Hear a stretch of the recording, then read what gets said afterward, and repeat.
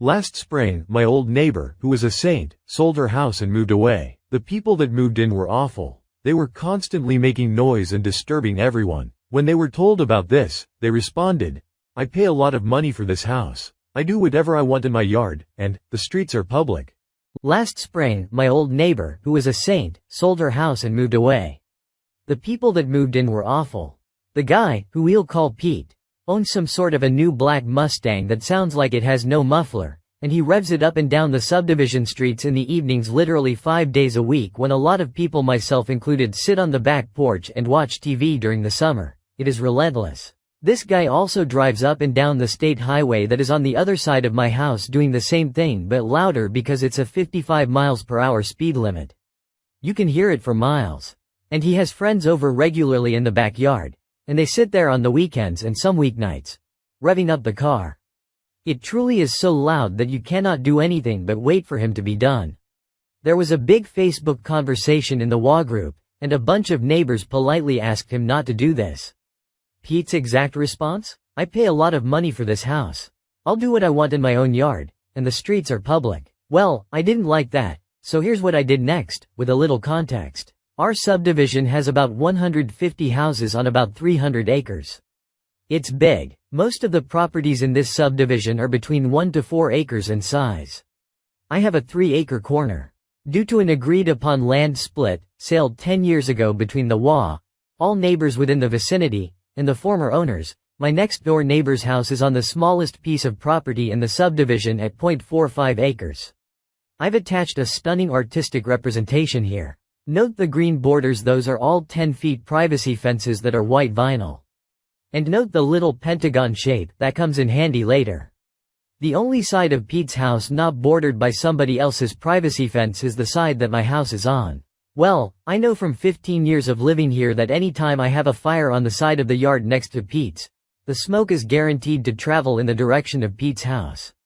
I know this because I couldn't ever have a fire when my old neighbor was outside, as it would literally fill her backyard with smoke if ever the wood had even a hint of moisture in it. So, I moved my fire pit about a dozen years ago to the other side of my house and towards the road so that I could be a good neighbor. And you know, Pete letting me know that he wouldn't quit making noise reminded me that I just loved having my fire pit right in the middle of my backyard. That's where the little pentagon is in the diagram above. It took me a single weekend to dig up the pavers and blocks, move them back to my preferred spot, and get myself a fire going in my new fire pit. I just need to wait until Pete had people over. I made sure the inaugural fire was a good one.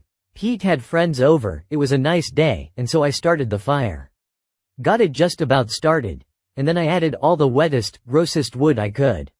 And about 10 minutes later, Pete and all of his friends were visibly upset by the stench, so they all went in. They came back out a little later, I added more wet, nasty wood. They went in again. I kept that up the entire day, and then I added a bunch of grass clipping to keep it going overnight. The next day, still smoldering.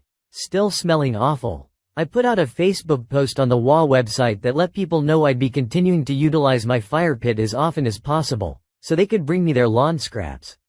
I had about 20 people respond in a few hours saying their clippings were all mine. I kept that fire going.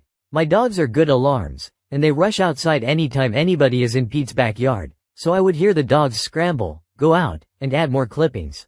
After about 3 weeks, Pete and his wife came out and very kindly asked me what was going on with the fire pit. She very politely informed me that her hair would smell like a campfire if she went into her backyard for any amount of time, and they could smell it coming into their house through their ductwork.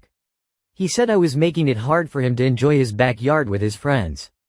They asked me if I could ease back with the fire because I probably didn't know that it was impacting so much of their home life. I looked at him and his wife, and I said that it was clear that sometimes we didn't recognize how big of an effect something could have on our neighbors until they told us about it.